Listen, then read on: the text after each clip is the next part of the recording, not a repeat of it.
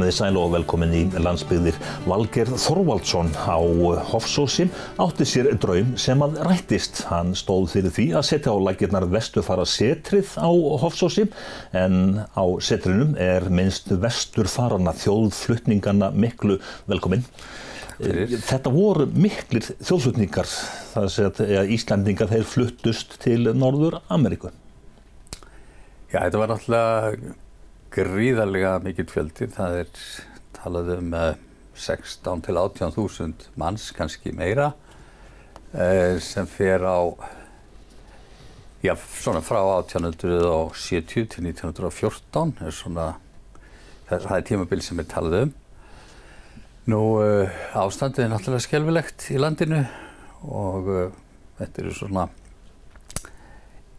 fólk var einfaldlega bara, það var hungrað og landið bar ekki svona margt fólk.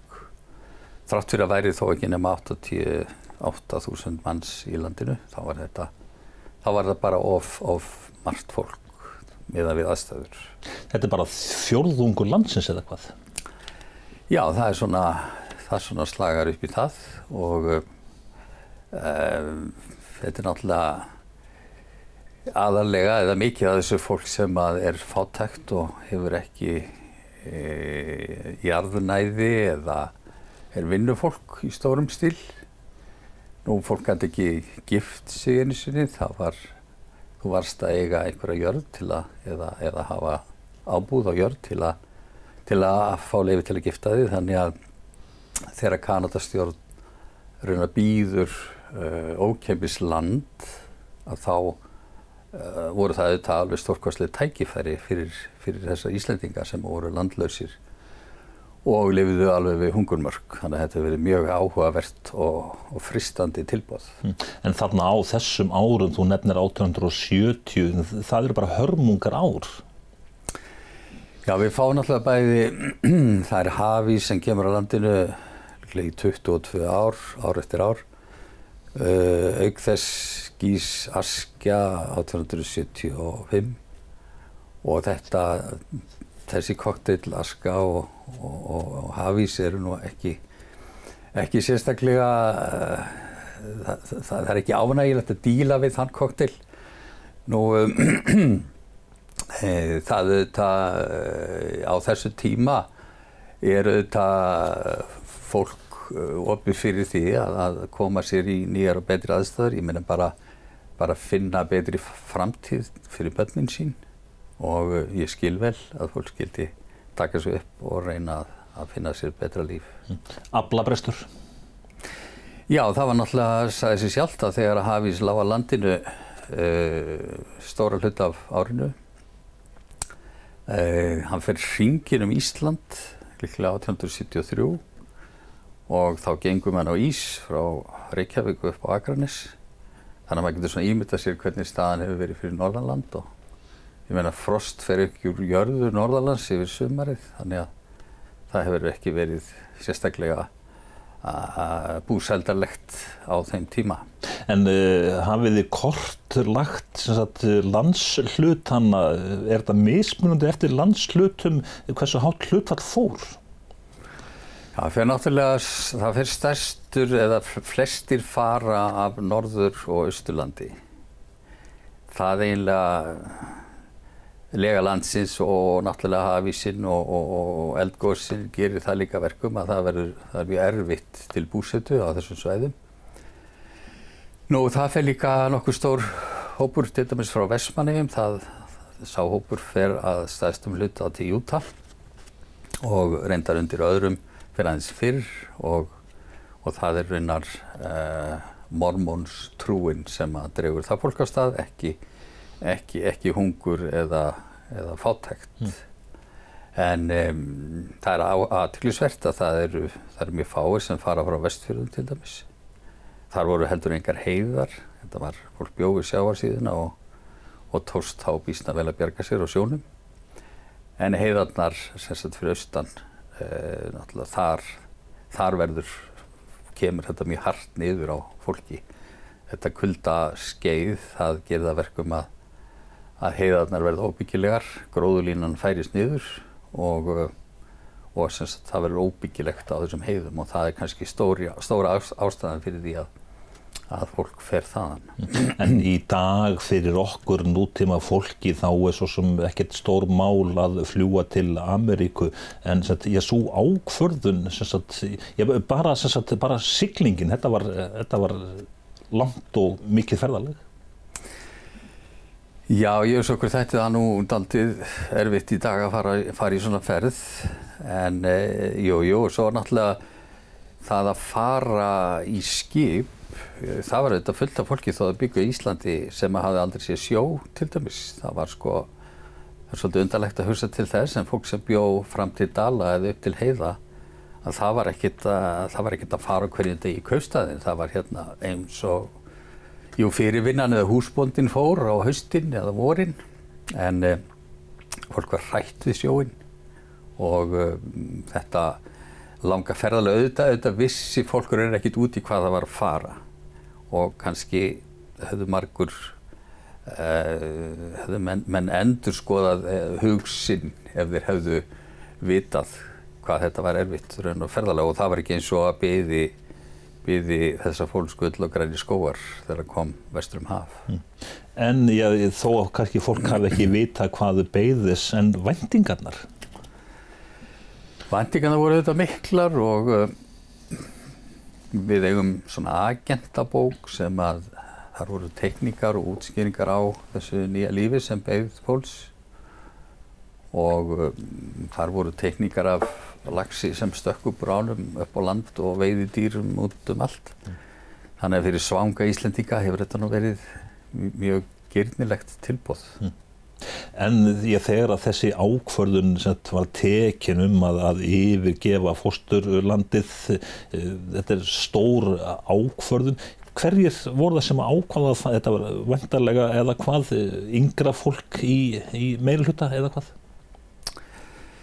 Jú, það var allur gangur á því og einhvers það rakst ég á í Vesturfaraskráni held ég 75 ára niðursetningur sem að sveitarstjórn borgaði farið fyrir og sett í skip. Nú en jú, auðvitað var þetta bara þverskurður af þjóðinni raunar. Fólk með börn var náttúrulega í stóru meirihluta vinnufólk. Þarna voru prestar og læknar og alls konar fólk. Þetta var nefnilega voru ekki bara fátæklingar sem fóru. Því að það voru líka það var þarna ungt fólk sem bara fór af ævintýraþrá. Menn sem kunni eitthvað fyrir sér, húsasmiðir. Maður getur ímyndað sér fyrir ungan húsasmið að fara í ónumið land þar sem að engin hús voru. Það ávísun á nóg að gera í það minnsta.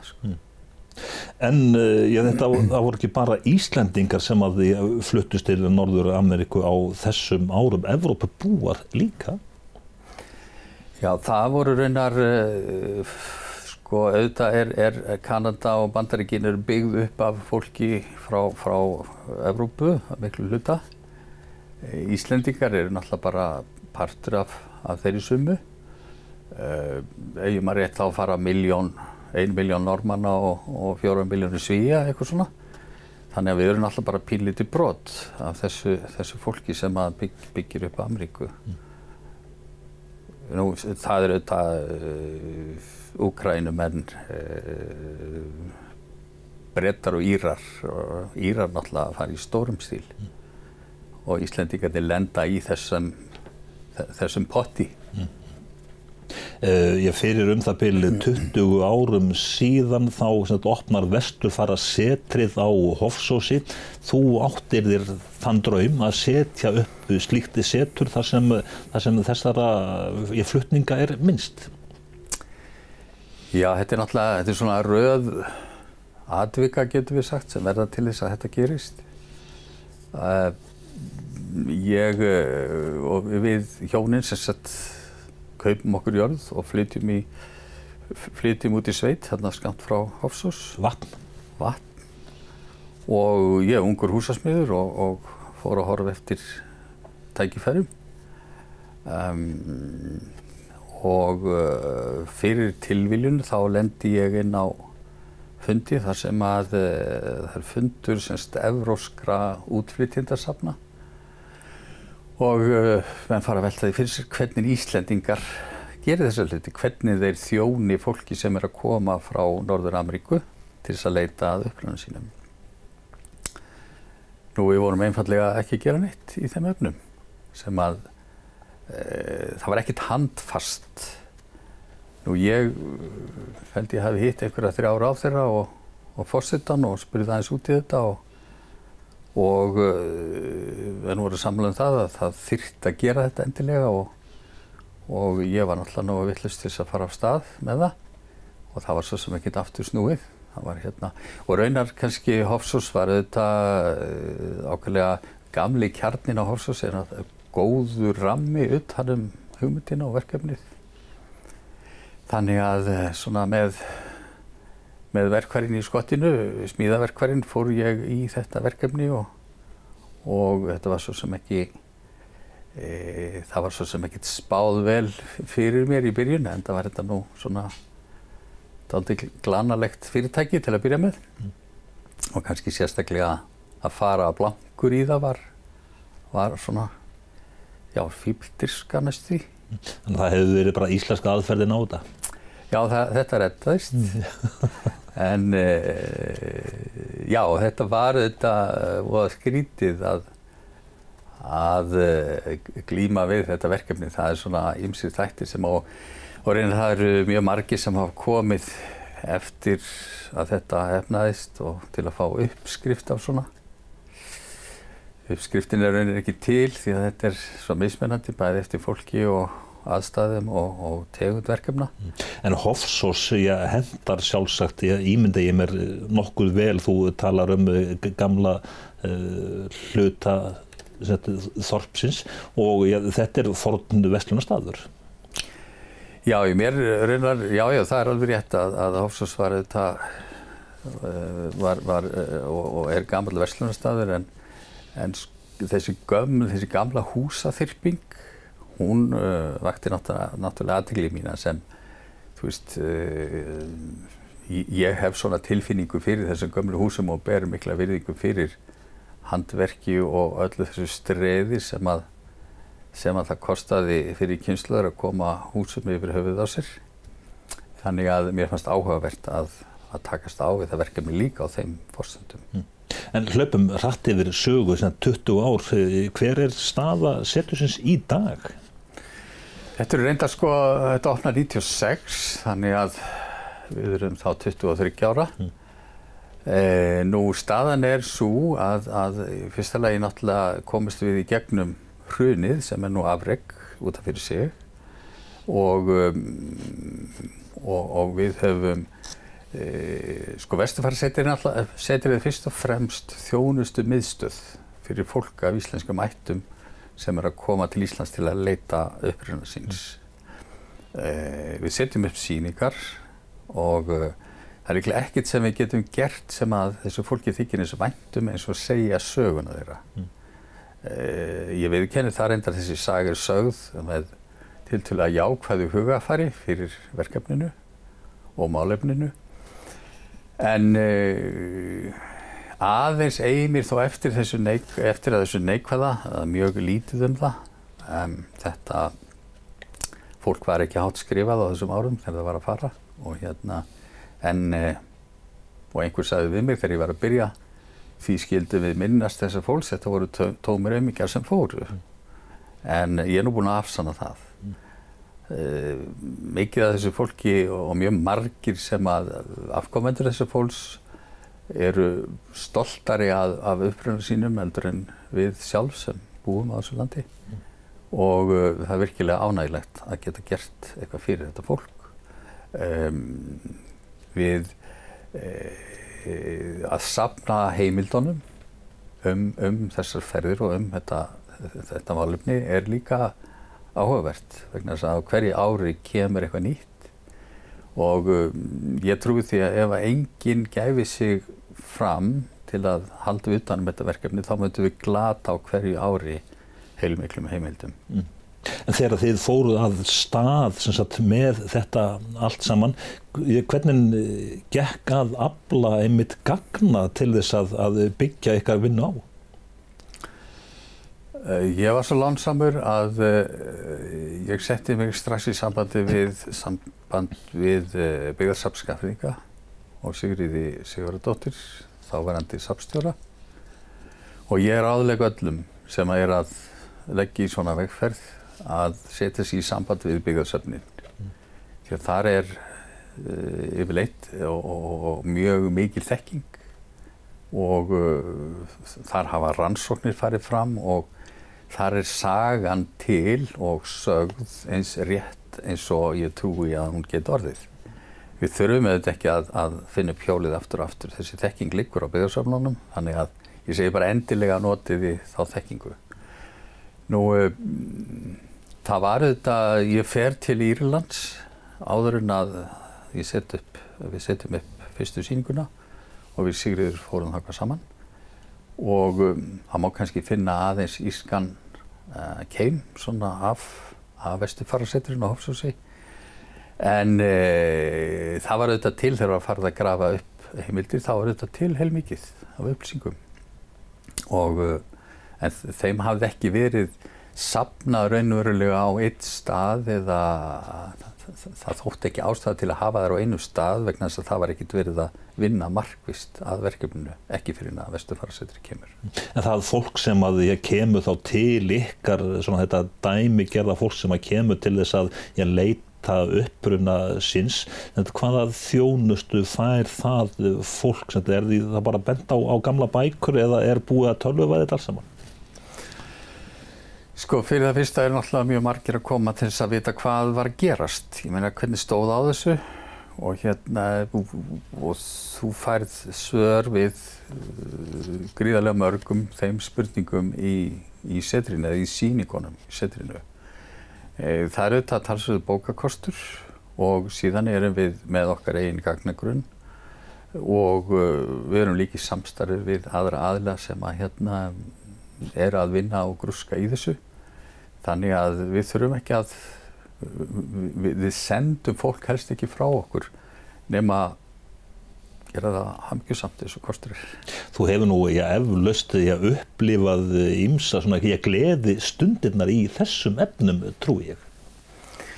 Jú, það nú kannski það sem heldur manni við þetta svona lengi eru þessar gleðistundir og ánægjustundirnar. Jú, það eru fjölmargar gleðistundir og kannski ef að maður að verða þreyttur á þessu þá boppar upp svona eitthvað sem heldur manni svo við efnið og þetta afar þakklátt starf. En safnið það eða setrið það hefur þróast ansi mikið á þessum nærði aldarfjórðungi. Já, raunar þegar að ég byrja á þessu að þá ég man eftir ég flög til Halifax árin áður en að við settum upp sýninguna og þá áttaði ég mig á þessum vegalengdum. Það var sko næstu jafn langt frá Halifax til Winnipeg eins og Halifax Keflavík. Þannig að mér brá dálítið þegar ég áttaði mig á því og þannig að ég var nokkuð hægt að við þetta allt á þeim tímapunkti. Þetta var náttúrulega algjörlega fáránlegt. En svona að nota aðferðin að éta fílinn í bara litlum bitum.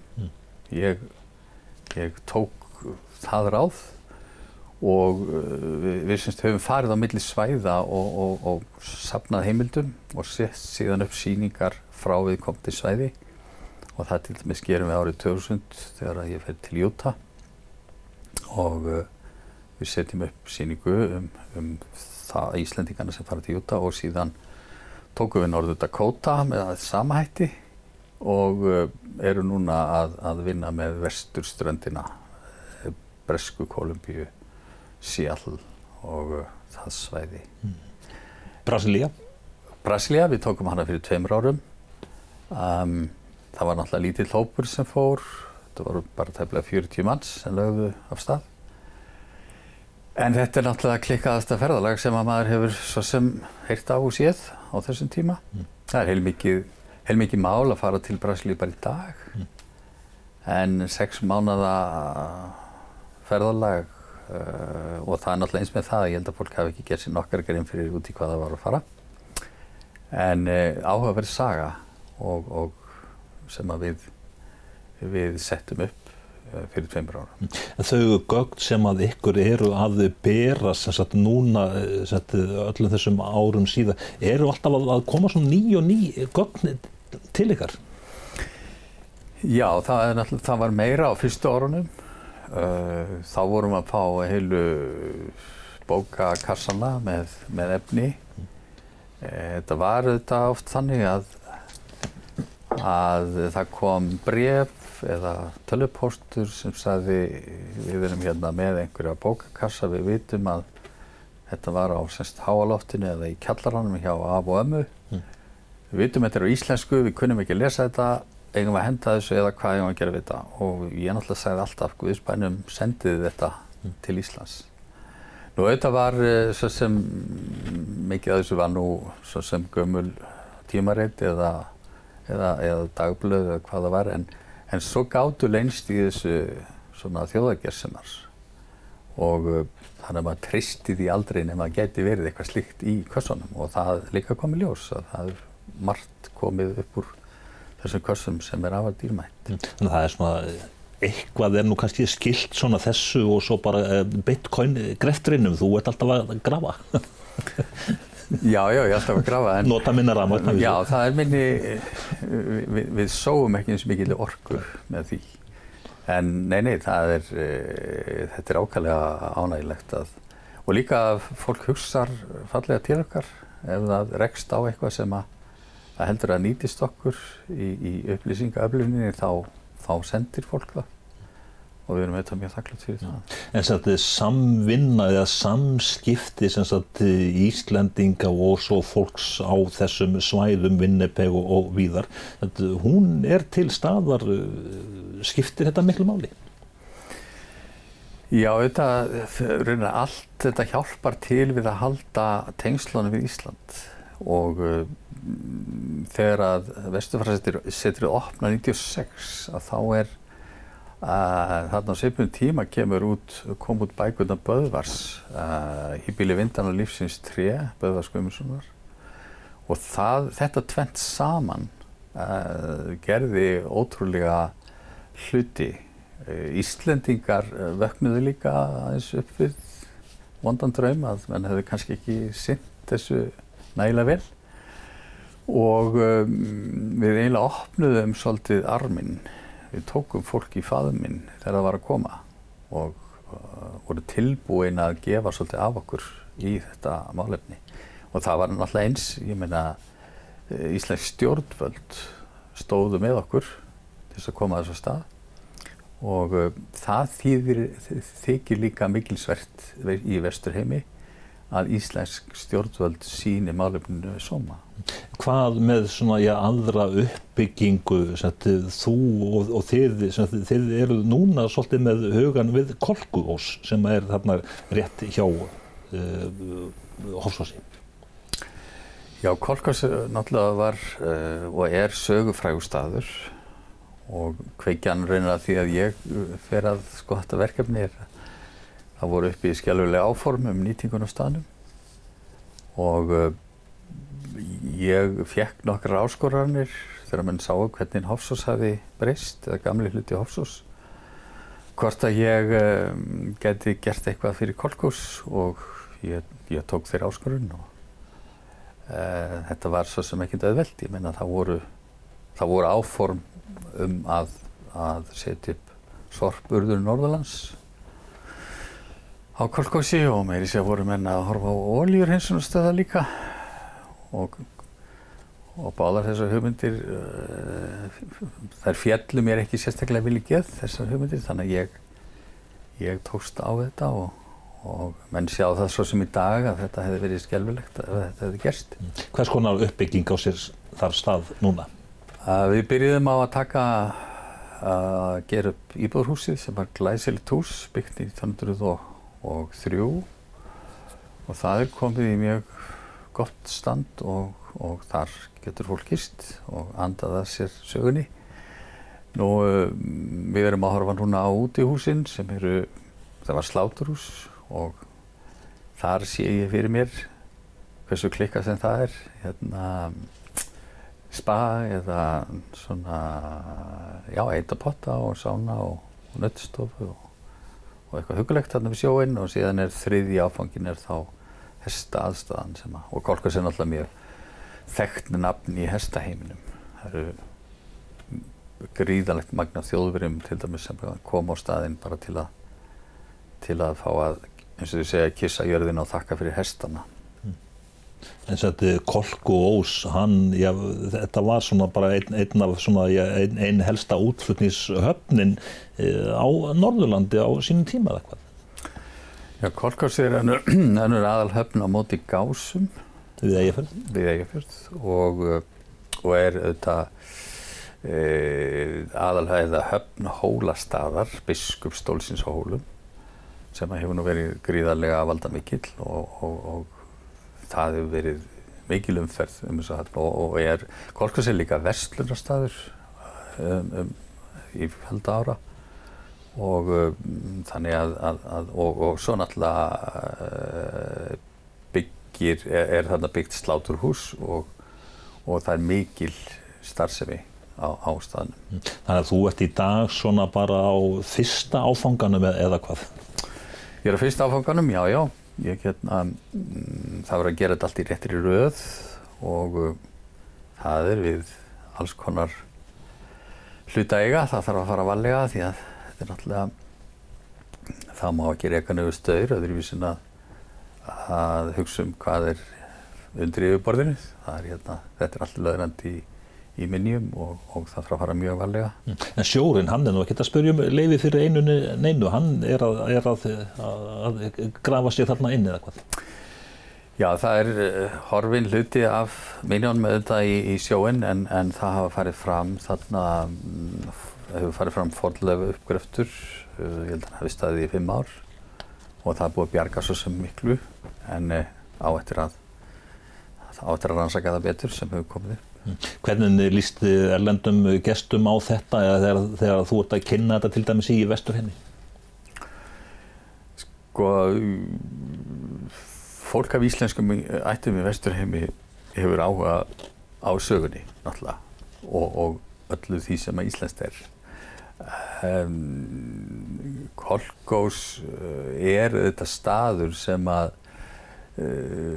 við eiginlega kynnum hann svolítið sem svona kyrrðarstað og við fáum mikið af fólki sem einfaldlega komið á yfirsnúning og það svona okkar uppáhalds viðskiptavinir fólk sem þarf bara að hvíla sig og við vindum það tilbaka dálítið.